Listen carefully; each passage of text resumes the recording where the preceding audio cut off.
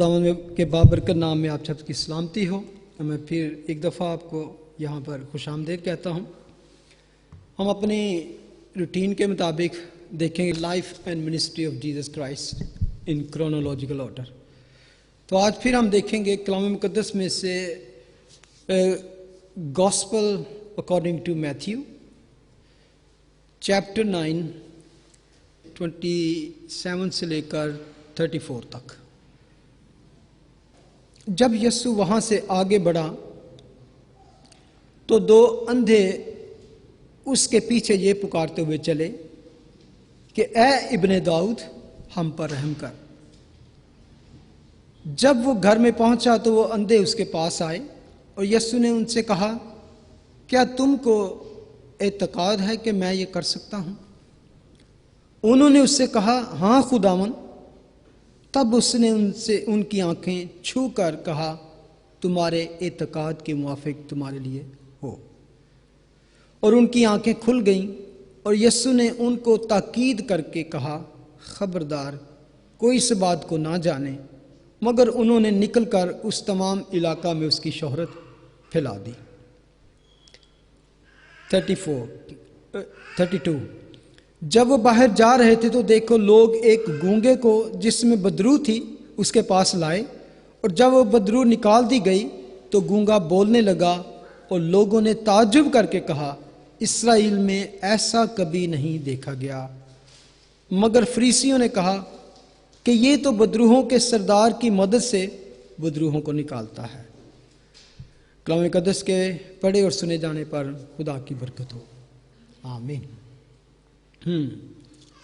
The Lord's power. पीछे हमने देखी डिफरेंट तरह तरह के मौजज़ात को देखा, कभी नेचर पर उनकी, कभी डीमंस पर। लास्ट वीक हमने देखा द पावर ओवर डेथ, जबकि उसने जायरस की 12 इयर्स की जो बेटी जो मर गई थी तो उसको खुदावंद ने जिंदा किया।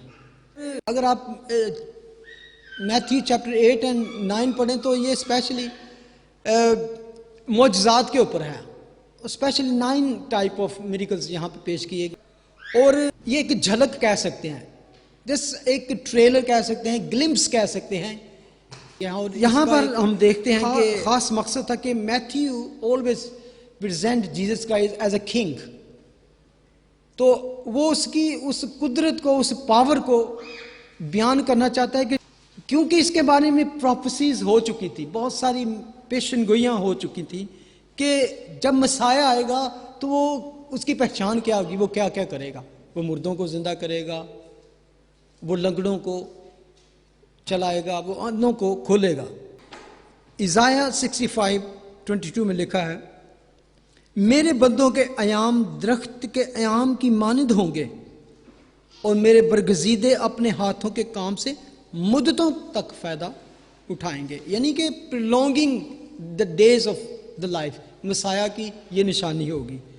ये सारा कुछ ऑलरेडी प्रेडिक्ट था कि जब मसाया आएगा तो वो क्या करेगा। और miracles of Jesus Christ to prove his messiahship, अपनी मसायाशिप को प्रूव करने के लिए खुदावंद ये जितने उनके मौजज़े थे कि मसाया आएगा तो वो डीमंस पर उसकी पावर होगी। He will forgive the scene, जो कि सिर्फ खुदा कर सकता था, खुदा ही गुनाहों की माफ़ी दे सकता था। And also he was dealing with the physical problems and heal disease. और मैथ्यू बड़ी केयरफुली उन मिरेकल्स को सिलेक्ट करता है टू अफर्म उसकी मसायाशिप को साबित करने के लिए। उसने ये मौजज़े, चंद मौजज़े वहाँ पर वो बयान करता है। अब यहाँ पर जब हम आगे आते हैं तो हमने यहाँ पर 2 टाइप मिरेकल देखे हैं, ब्लाइंड एंड म्यूट, गूंगे के बारे में। यानी कि साइट एंड साउंड, एक को बोलने की कुव्वत देता है खुदावंद और एक को क्या कि देखने की। और इसके बारे में भी इज़ाया 29:18 में लिखा है, और उस वक़्त बहरे किताब की बातें सुनेंगे और अंधों की आंखें तारीकी और अंधेरे में से देखेंगी।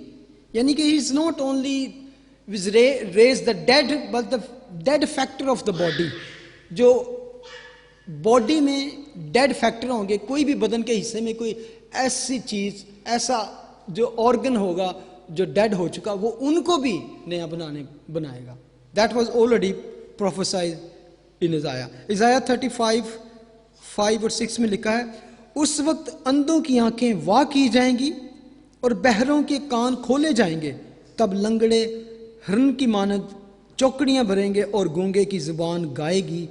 That was the miracles of sight and sound जो खुदावन की कलाम में पहले से लिखा था. अब यहां हम जब आते हैं तो हम देखते हैं कि 27 to 33 एक और affirmation, another demonstration of the fact that Jesus is the prophesied Messiah. क्योंकि वो सारे एग्जैक्टली उसी तरह उसने पेशेंट गोइंग को फिल किया जैसा कि ऑलरेडी कलाम मुकद्दस में पहले से लिखा जा चुका था. अब जब वर्स 27 में हम देखते हैं तो वहां लिखा है कि जब यीशु वहां से आगे बढ़ा, when Jesus departed from there, कहां से अगर आपसे पूछूं मैं, when Jesus departed from where, कहां से आगे बढ़ा? जायरस के घर से. जब उसने उसकी बेटी को जिंदा किया तो वहां से, जब यानी कि अब हम क्योंकि हम कर रहे हैं क्या, क्रोनोलॉजिकल ऑर्डर में जा रहे हैं, तो always remember where we left Jesus and then we take from there and go with the lord. So मैं I'm really blessed with this since I'm doing this life and ministry of Jesus Christ. मेरे लिए एक इतना ये बरकत का और Joy का मोमेंट है कि मैं उन दिनों में भी जब मैंने प्रीच नहीं करना होता है, not just sit back and just राजी के सोना आज अगले संडे नहीं प्रीच करना, आई जस्ट दिस, क्योंकि मेरा उसके बगैर गुजारा नहीं हो सकता. और मैं समझता हूँ it's so joyful to knowing Jesus and sitting with the Jesus, walking with the Jesus, staying with the Jesus. I always walk with the Lord. और walking with the Lord is walking in the Spirit. जिस तरह आप उसके शागिर्दों को देखते हैं कि लम्हा लम्हा उनके साथ थे, तो मैं देखता हूं कि जब वो वहां जायरस के घर से, आप माहौल अब आपके ज़हन में आ गया होगा, वहां क्या था? There was a big crowd with him, following him, और ऊपर घिरते पड़ते थे. अब ज्यों ज्यों जीसस आगे बढ़ते थे, क्राउड क्या बढ़ता जाता था. जहां कोई मौजूदा हुआ, जहां कोई बात हुई, द क्राउड फॉलोड हिम. और ज्यों ज्यों वो मौजूदात करता, उसकी शोहरत, उसकी फेम इर्द गिर्द फैलता जाता. और द सेम डे की बात है, उसी दिन की, जब लेकिन अब क्या, शाम हो चुकी है. This is a evening and he is departed from there. Already उसके साथ एक क्राउड था. कहां से? जब जायरस वहां पे पहुंचता है तो वो कहता है कि मेरी बेटी मरने को है, तो वो उसके साथ चलता है. फिर रास्ते में एक और मौजज़ा होता है. कौन सा भला? Yes, the lady with the issue of blood. और उसके साथ खुदावंद बातें करता है. फिर एक और क्राउड उसके साथ हो जाता है. अब जब जायरस के घर में आता है, वहां पर एक ऑलरेडी क्राउड था. आपको याद है, वहां पे गाने बजाने वाले और मातम करने वाले जमा थे. अब उसके साथ एक क्राउड नहीं बल्कि दो क्राउड हैं. वो जो सारे उसका मजाक उड़ाने वाले थे, मातम करने वाले, वो ग्रुप था, वो भी उसके साथ हो चला. अभी no is a big crowd. और उसके साथ साथ वो चल रहे हैं, पुशिंग हिम, थ्रोइंग हिम. और कफरनहूम की अगर आप को खुदा कभी मौका दे, उन स्मॉल नैरो स्ट्रीट में अब जीसस जा रहा है तो लोग उसके साथ जा रहे हैं. इसी क्राउड में हम देखते हैं कि अब एक और नया काम होता है. लिखा है कि जब यीशु वहां से आगे बढ़ा तो दो अंधे उसके पीछे ये पुकारते हुए चले कि ऐ इब्ने दाऊद, हम पर रहम कर. दो अंधे. मैं इस चीज पे बड़ा हैरान सा. सबसे पहले कि अंधे, blind, and they are following Jesus. It's really difficult a blind man to follow somebody. और इतना बड़ा क्राउड, मैं इसलिए आपको ये पिक्चर खींच देता हूँ आपके सामने ताकि आपको पता चले it's not just they are crying and just they came, blind and following Jesus. और जब मैं आगे पढ़ता हूं तो लिखा है जब वो घर में पहुंचा, वर्स 28 कहती है वो घर में पहुंचा। It seems like Jesus doesn't pay any attention to this people. वो पुकारते चले आ रहे हैं और जीसस घर में भी चलेंगे, लेकिन उन्होंने क्या किया, दे नेवर स्टॉप, उन्होंने उसका पीछा नहीं छोड़ा, इसके बावजूद भी keep walking, keep following Jesus. लेकिन जब मैं थोड़ी सी स्टडी कर रहा था इसके बारे में कि ब्लाइंड पीपल उस दौर में, उस पैलेस्टीन के उस पूरे इलाके में there was many people were blind people. ये कॉमन डिजीज थी वहां पर, और बहुत सारे लोग थे जो जन्म के अंदर वहां पैदा होते, बोर्न ब्लाइंड। गॉस्पेल स्टडी करें तो जितने ज्यादा ब्लाइंड पीपल को खुदा ने हील किया, किसी भी दूसरी डिजीज के बंदे को हील नहीं किया। बार बार आपको रास्ते मिलेंगे कि blind came and Jesus just healed that blind person, many people. वजह क्या थी वहां पर? सबसे बड़ी वहां की कंडीशन थी, वहां पर जो हीट होती थी, हीट की वजह से बहुत ज्यादा हीट थी वहां पर। और अरब के एरिया में और इसराइल के मिडिल ईस्ट में बहुत ज़्यादा लोगों जो रेत सैंड जो फ्लो होती थी, ब्लो करती जब, तो उसकी वजह से भी आंखों में वो पड़ जाती, गुर्बत की वजह से, पॉवर्टी की वजह से, और ना इस तरह की सहूलतें थी जो हम आज हमारे पास हैं। तो इस टाइप की काफ़ी वहाँ पर प्रॉब्लम थी। तो जब वो यीशु के पास आए तो बड़ा एक अजीब बात करते हैं, जो उन्होंने पुकारते हुए कहा, ए इब्ने दाऊद हम पर रहम कर। The term sun of David, ये एक बड़ी अजीब बात थी। उन्होंने उसको कहा द सन ऑफ डेविड, और सन ऑफ डेविड एक बहुत बड़ा टाइटल था उसके लिए। Why was they were saying son of David, a इब्ने दाऊद हम पर रहम कर? क्या उनको पता था कि इसका बाप जो है उसके लिनेज, उसकी नस्ल दाऊद की नस्ल से है, या मरियम के बारे में कि ये मरियम भी दाऊद के नस्ल से थे? I don't think so they know about this kind of thing. लेकिन फिर क्यों उन्होंने ये लफ्ज यूज किया? क्योंकि ये खास टर्म जो यूज की गई है, that was the common Jewish designation for the messiah. Messiah के लिए ये कॉमन, हर जूइश जो वेटिंग कर रहे थे, जो इंतजार में थे मसाया के, दे न्यू जो मसाया आएगा वो किसकी नस्ल से होगा? दाऊद की नस्ल से होगा। जो मसाया आएगा वो दाऊद की नस्ल से होगा। The common Jewish title for the messiah, the son of David. और मैथ्यू नो दैट, अगर आप मैथ्यू की गॉस्पेल को स्टार्ट ही करें, चैप्टर 1 वर्स 1 में लिखा है, यीशु मसीह इब्ने दाऊद इब्ने इब्राहिम का नसबनामा। वो स्टार्ट ही इससे करता है। ये टाइटल जो उन्होंने यूज किया, इसका कॉन्सेप्ट था इसके पीछे, dominion and royalty and kingship that the profit spoke about. जो मसाया आएगा वो क्या होगा? Dominion and royalty and kingship, जो प्रॉफिट ने ओल्ड हैव स्पोकन, प्रोफेसी की। That is the messianic affirmation, he is the promised one. Old testament में ये messianic जो टाइटल था, और उसमें क्या था? सबसे पहले ये टाइटल था the messiah from the seed of woman. औरत की नस्ल से वो पैदा होगा जो शैतान के सर को कुचलेगा। और not only the seed of woman, the version, but also क्या था? एंड अगर उसको थोड़ा नैरोड कर दिया तो the seed of Ibrahim as well. और सीड ऑफ इब्राहिम से नॉट एनी बॉडी, जस्ट एक लाइन थी जो जूदा की लाइन थी। और not only Judah, then narrowed down इस करें तो फिर क्या होगा? David. Ibrahim, Judah and then David. अगर आप जेनेसिस चैप्टर 49 वर्स 10 में पढ़ें तो लिखा है, यहूदा से सल्तनत नहीं छूटेगी और ना उसकी नस्ल से हुकूमत का अस्सा मकूफ होगा, जब तक शिलो ना आए और कौमें उसकी मती ना हो. Seed of David. So Messiah came through man, through Abraham, through Judah, finally through David.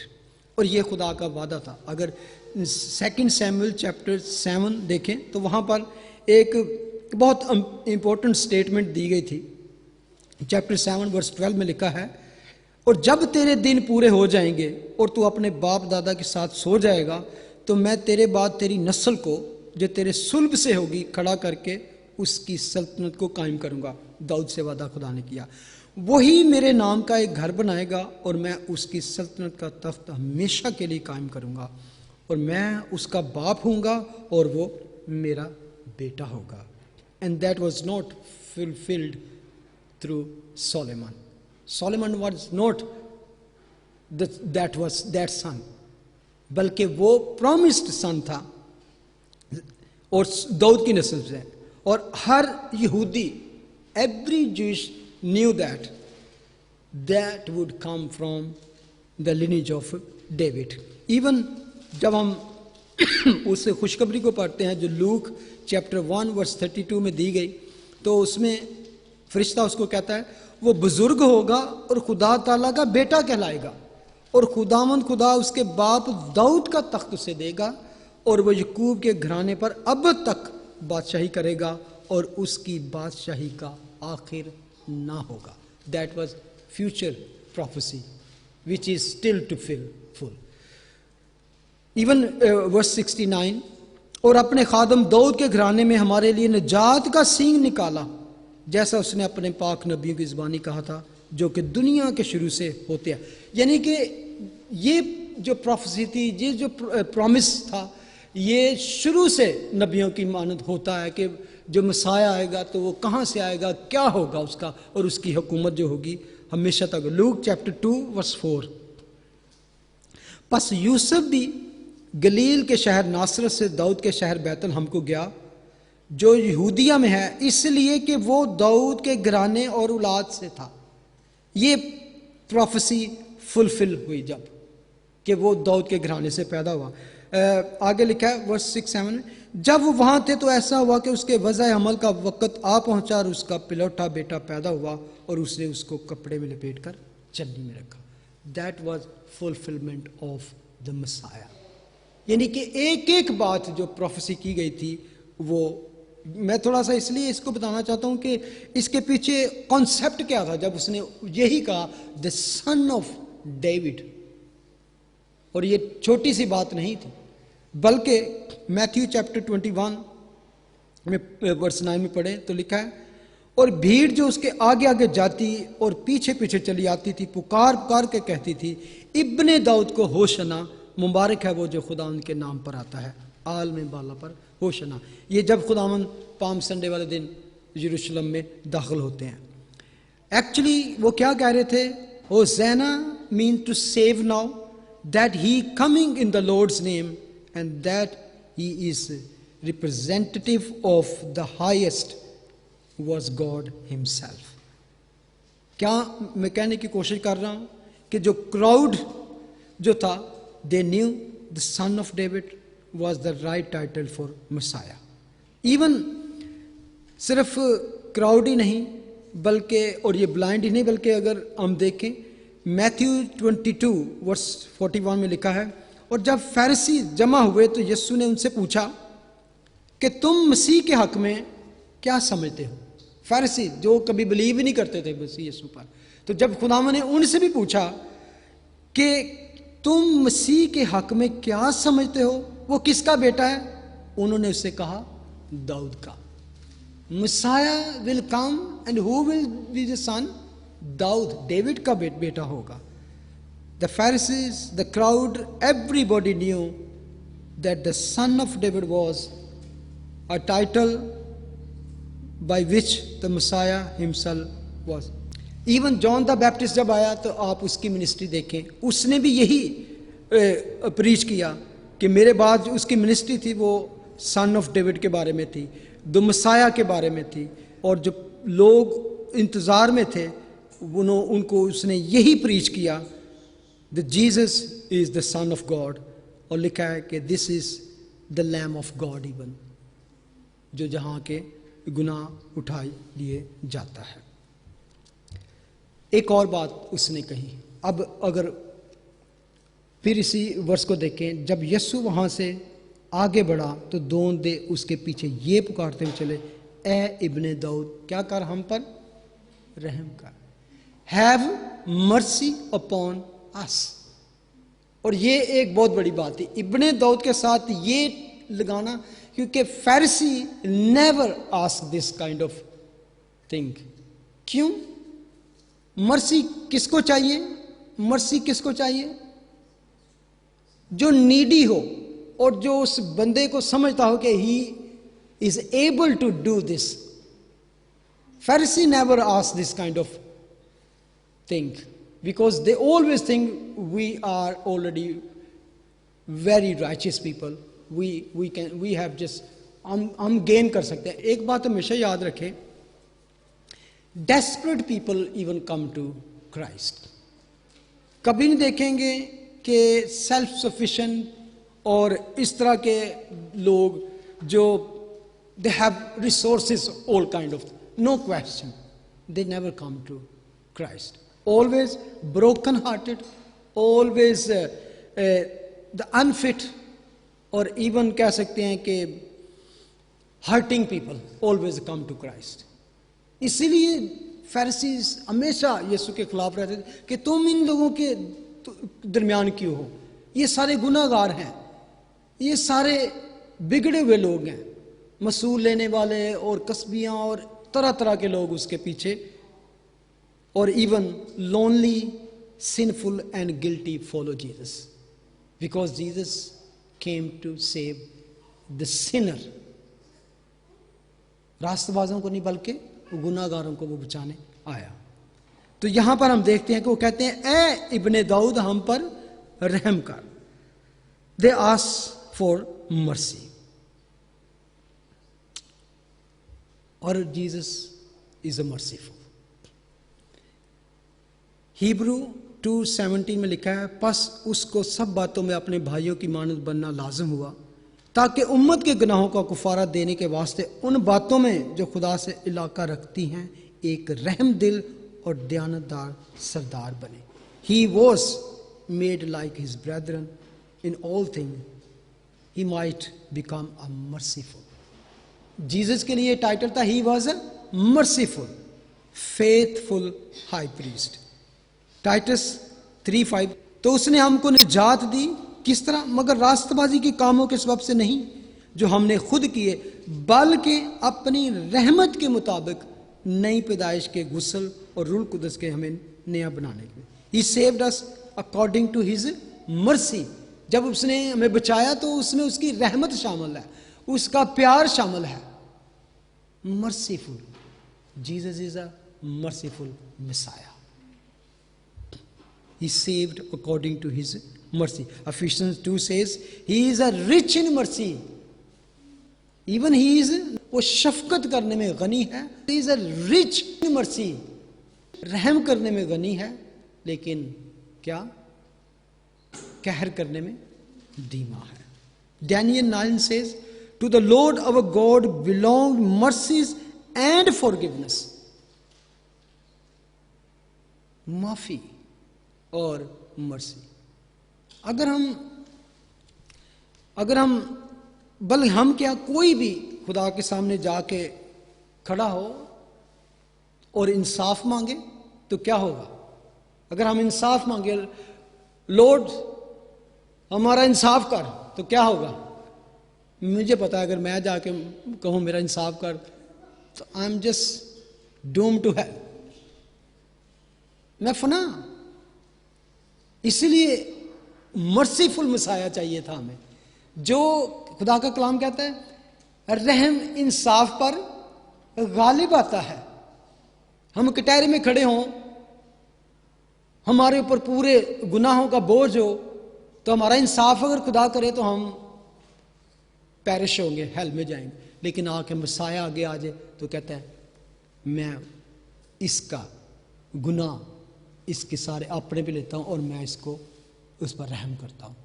तो यहाँ पर अगर यही इसीलिए खुदा ने इंसाफ अगर करे, खुदा इंसाफ भी है, उसने पनिशमेंट भी देनी है लेकिन उसने अपना प्यार भी दिखाना है, इसलिए उसने उस पनिशमेंट को, उस सजा को अपने बेटे पर डाल दिया और हम पर रहम कर दिया। उस रहम के वसीले से, उस मर्सी के वसीले से हम बच गए।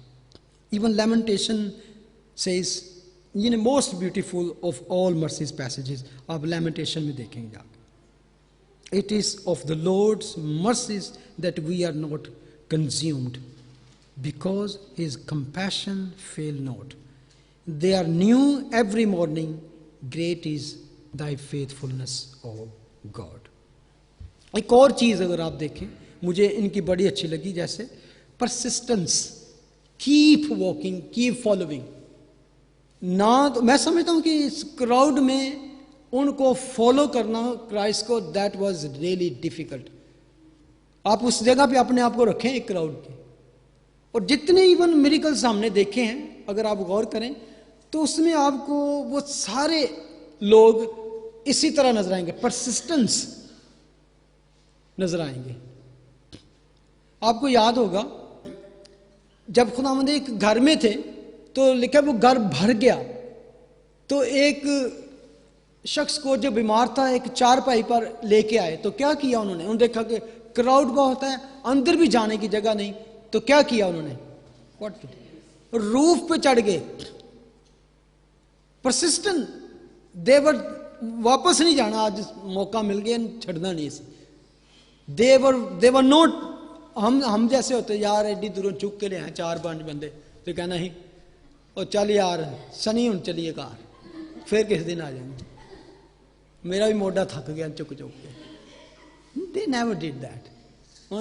और दे परसिस्टेंट, दे वेंट अप, उस छत को खोला, और यानी कि वहां पर ये नहीं हमें इस तरह की सिचुएशन मिलती कि वहां झगड़ा शुरू हो गया ना, लाओ थल्ले केड़े सारे खराब कर, मीटिंग खराब कर देती यहाँ, और वहां पे झगड़ा शुरू हो जाता। आज ऐसा हो तो पहले इनको तो निबड़ो यार, दो तगड़े तगड़े बंदे चले जाते, कहते थे उन्होंने कहा चलो जरा इन्होंने तो फड़िए देते आगे तंग कर रहे हैं, हाँ सारे कहते सारे बाल खराब कर दिए। जीसस की ये सब बातें में देखें कहीं भी उनको उन लोगों पर गुस्सा नहीं आया जिन्होंने इस तरह की आप देखें इवन वो जो औरत थी जो क्राउड में आई इतने, शी वॉज परसिस्टेंस, वो अपने जी में कहती रहती थी कि मैं कुछ भी, मैंने उसका ना पल्लू पकड़ लेना है, उसका दामन मैंने पकड़ना है जाके, और क्राउड ने उसको बड़ा धक्के दिए होंगे। और आई डोंट नो, मैं इमेजिन करता हूं कि एक ऐसी औरत जिसको टच भी नहीं करना चाहता था, how she make a way to the Jesus hand.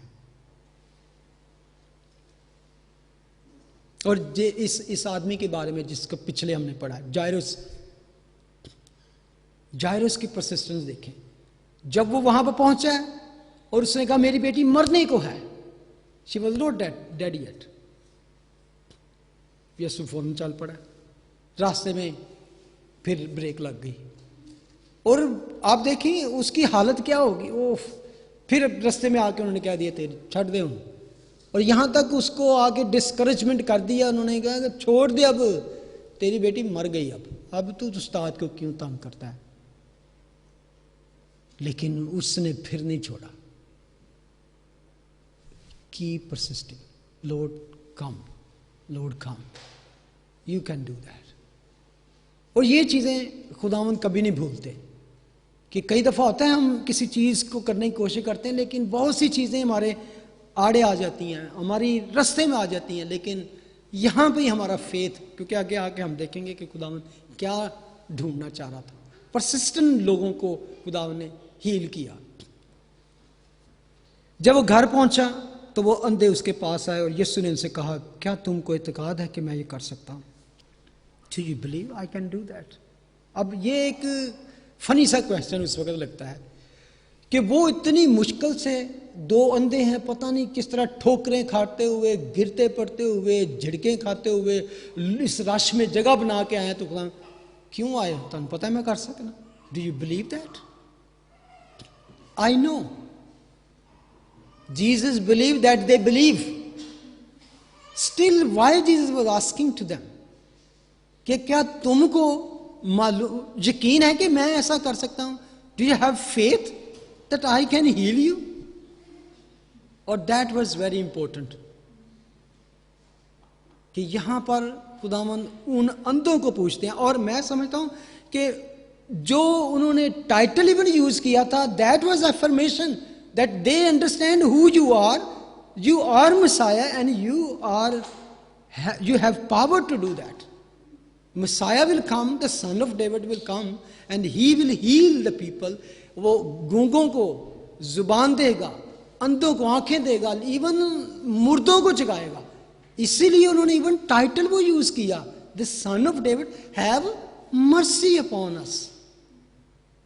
और दैट वाज वंडरफुल। ये इस पैसेज की ये बात जो थी जिससे मुझे बहुत बरकत मिली कि फेथ के बारे में जब खुदावंद बात करते हैं कि डू यू बिलीव, क्या तुमको इत्तेकाद है कि मैं ऐसा कर सकता हूं?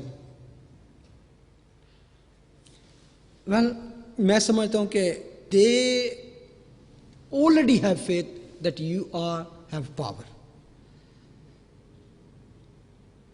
फिर क्यों खुदावंद ने पूछा? मैं अगर आपसे पूछूं, अगर खुदावंद को ऑलरेडी पता था और उन्होंने भी टाइटल ऐसा यूज किया कि तू मसाया है, लॉन्ग अवेटिंग मसाया, जिसकी इस्राएल बड़ी मुद्दतों से इंतजार कर रहे थे, फिर क्यों खुदावंद ने पूछा? ये आपसे मैं क्वेश्चन करना चाहता हूं, क्यों खुदावंद ने उनसे पूछा?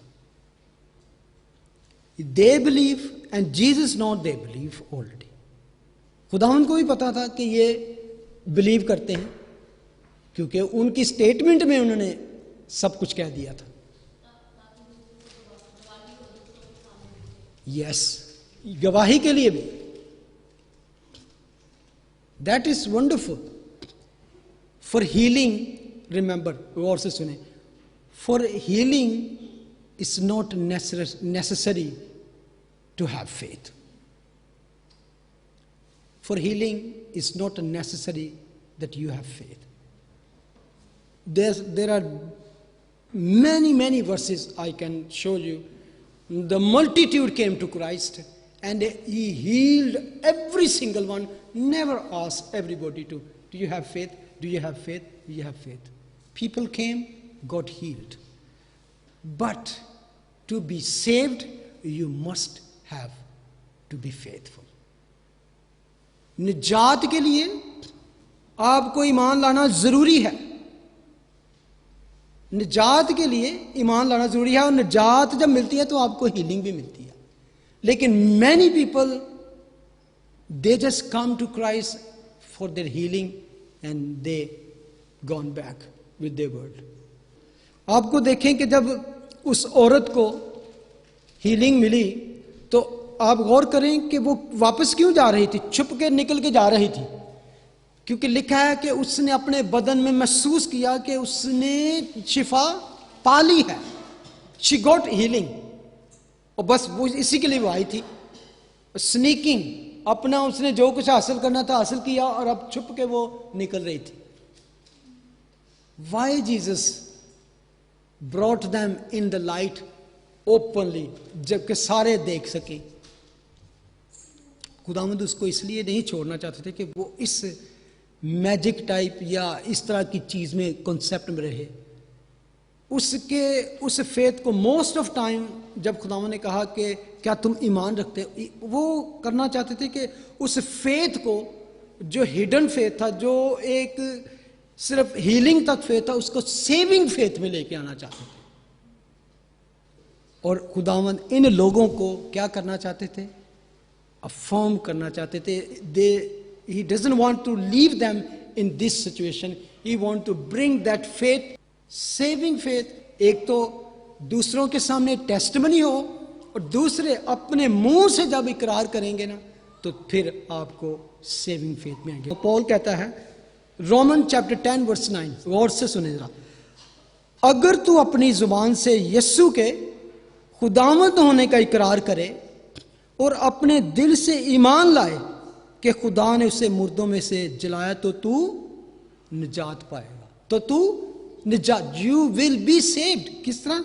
अगर अपनी जुबान से यीशु के क्या होने का, the Lord Jesus is that is confession from the mouth, और अपने दिल से आप ईमान लाए हो, तो why not you confess front of all people, उसकी अपनी अफर्मेशन के लिए, अपने के लिए और दूसरी टेस्टमनी के लिए। ओके, क्योंकि रास्तबाजी के लिए ईमान लाना दिल से होता है, रास्तबाजी के लिए ईमान लाना दिल से होता है, और निजात के लिए इकरार मुंह से किया जाता है। चुनाचा किताब मुकद्दस ये कहती है कि जो कोई उस पर ईमान लाएगा वो शर्मिंदा ना होगा। And I believe he was drawing out a verbal confession सबके सामने, an affirmation of that faith. खुदावंद ने कहा, do you believe I am able to do this, क्या तुमको इत्तेकाद है मैं ये कर सकता हूं? एंड क्या कहा उसने? जवाब आगे क्या था? उन्होंने पहले एक टाइटल दिया था इब्ने दाऊद, the son of David. And son of David से अब वो कहां पर लाता है खुदावंद उनको, कि यीशु ने उनसे कहा, क्या तुमको इत्तेकाद है कि मैं ये कर सकता हूं? उन्होंने उससे कहा, यस लॉर्ड। ये था confession, not only son of David, no they confess with their mouth Lord. जबकि मैंने आपको पढ़ा है, पॉल कहता है कि अपने मुंह से, जुबान से क्या इकरार करना है? The Jesus is the Lord, then you will be saved. Jesus, और उन्होंने उससे कहा, हां खुदावंद, यस लॉर्ड। तब उसने उनकी आंखें छूकर कहा, तुम्हारे एतकाद के मुआफिक तुम्हारे लिए हो। Because of that confession, because of this testimony, you are saved now. क्योंकि जब तक हम यीशु को लॉर्ड खुदावंद कबूल नहीं करते, तब तक निजात नहीं है। यीशु को खुदावंद कबूल करना, खुदावंद का मतलब है द लॉर्ड, खुदा कबूल करना। That was the affirmation of their faith. और खुदावंद यही चाहते थे कि he wanted to separate them from those who were looking for a not just a man with miracles and charisma and competent human being, यानी कि एक ऐसे डिलीवरर को, पॉलिटिकल डिलीवरर को, एक जो हमें सिर्फ रोमन्स के बर्डन से छुड़ाएगा, उससे वो उनको सेपरेट करना चाहते थे कि not only I am the messiah will save you from the Romans operations, he wanted to save them from their sin. तब उसने उनकी आंखें छूकर कहा, तुम्हारे इत्तेकाद के मुआफिक तुम्हारे लिए हो, और उनकी आंखें खुल गई। ऑलवेज मैन की जो, इंसान की जो सोच है, वो कहता है सी एंड बिलीव। आज दुनिया में देखकर बिलीव करते हैं, देख, I will see and then believe. लेकिन खुदा कहता है believe and you will see. Man कहता है सी एंड बिलीव, पर खुदा क्या कहता है कि बिलीव एंड यू विल सी। यहां पर खुदावन ने उनसे पहले कन्फेस करवाया, उनसे कहा, do you believe that, then you can see. Even खुदावन का कलाम कहता है हिब्रू 11:1, अब ईमान उम्मीद की हुई चीजों का इत्मीनान और अनदेखी चीजों का सबूत है। वर्स 3 में लिखा है, ईमान ही से हम मालूम करते हैं कि आलम खुदा के कहने से बने हैं। दिस फेथ, हमें पता चलता है ये सारा कुछ जो हम देखते हैं, ये खुदा, ईमान से जानते हैं कि खुदा के कहने से बने हैं। जॉन चैप्टर 11 वर्स 40 में खुदावंद कहते हैं मार्था से, यीशु ने उससे कहा, क्या मैंने तुझसे कहा ना था कि अगर तू ईमान लाएगी तो खुदा का जलाल देखेगी। If you believe then you will see the glory of God.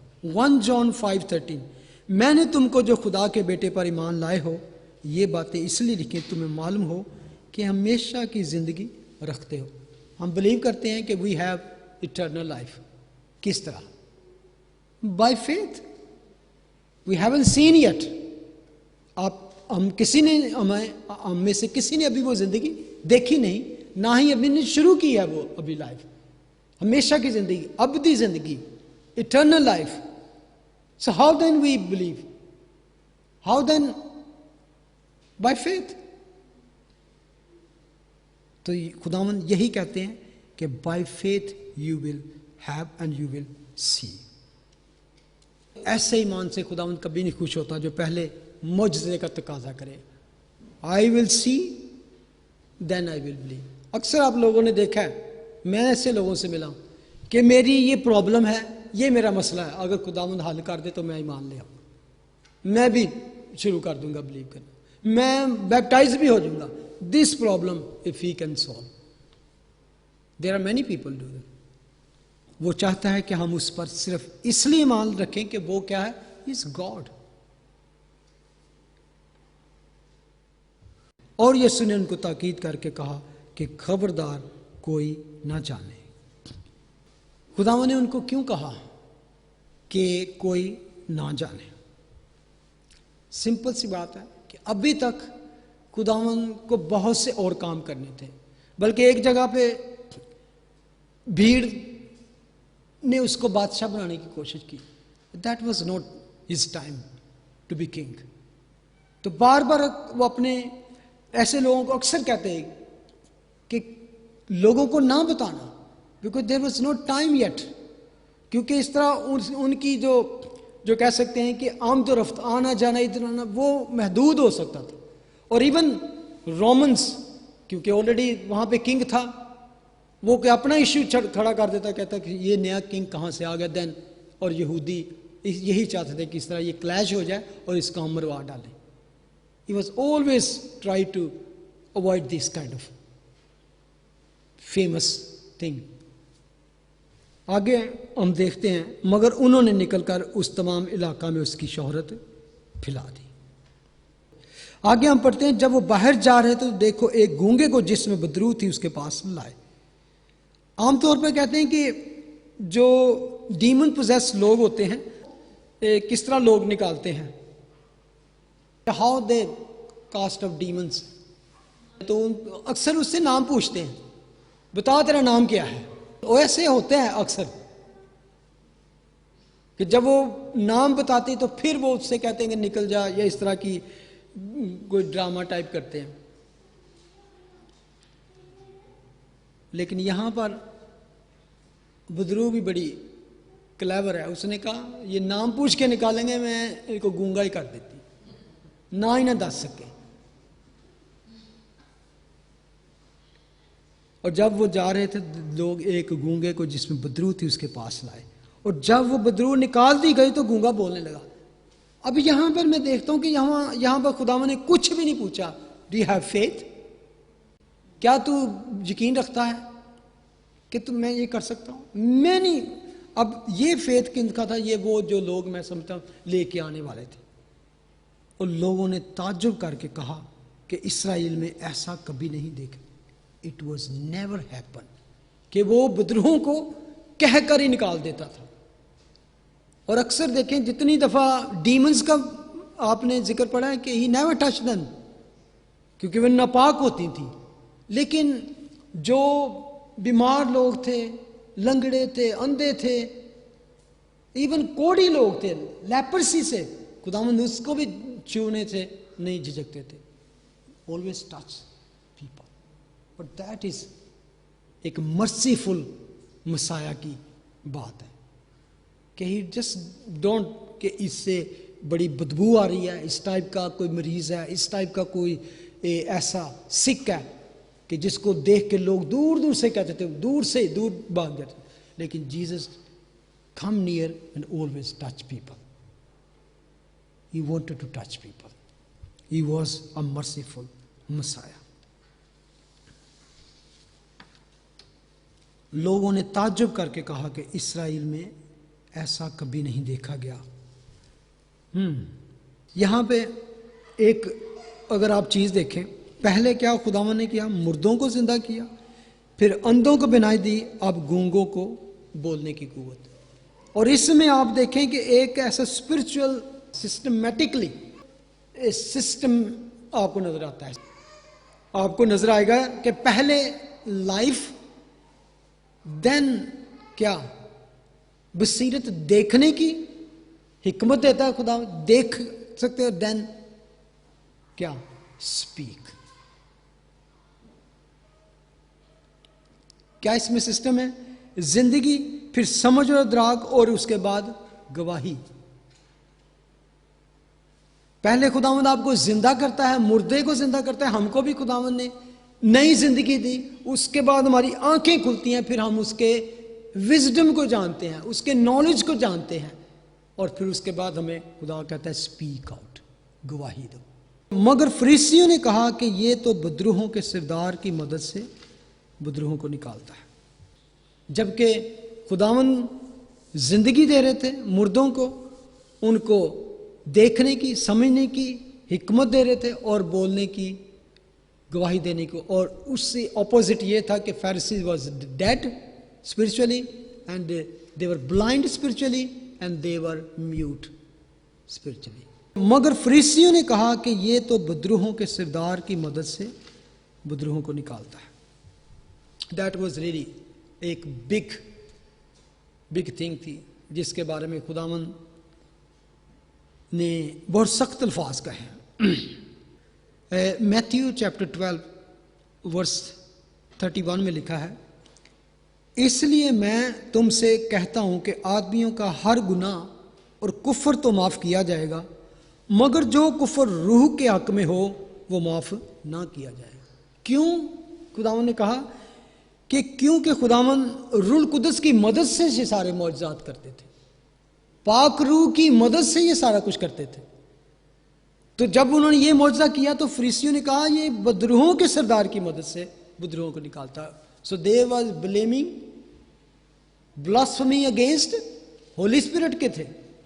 तो इसीलिए खुदावंद ने कहा, और जो कोई इब्ने आदम के बरखिलाफ कोई बात कहेगा तो वो उसे माफ की जाएगी, मगर जो कोई रूह कुदस के बरखिलाफ कोई बात कहेगा वो उसे माफ ना की जाएगी, ना इस आलम में ना आने वाले में। यहां पर दूसरे लोग जो थे वो शिफा पा रहे थे, वो उसकी किंगडम में आ रहे थे, लेकिन फरीसी जो थे वो रूहानी तौर पर मुर्दा और अंधे और गूंगे थे। जबकि खुदावंद ने हमें जुबान दी है, वो क्यों देता है कि उसके बाद जब हम जिंदा हों, नई जिंदगी मिले, हमें हिकमत दे। वो कहते हैं ना, अक्ल नहीं होने से अपनी सूरत बदलते जाओ।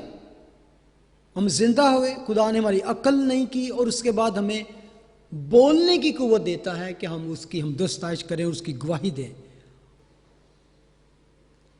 हम सबको खुदावंद ने नई जिंदगी दी है, मैं समझता हूं। और बसीरत ये है, रोशनी ये है कि हमारी भी आंखें खुदावंद ने खोली ताकि हम उसको जान सकें। अब हमको नई जिंदगी मिली, हमें खुदावंद ने आंखें दी, और उसके बाद हमें खुदा क्या चाहता है कि हम गवाही दें। हमें इसीलिए बोलने के लिए जुबान खुदा ने दी। अब बोलना उसके कलाम में से, जैसे हम दस्ताइश के जरिए से हम उसकी तारीफ करते हैं, हम गवाही बहुत ज़रूरी है। जबकि खुदावंद कहता है कि अपने अंदर गवाही रखो।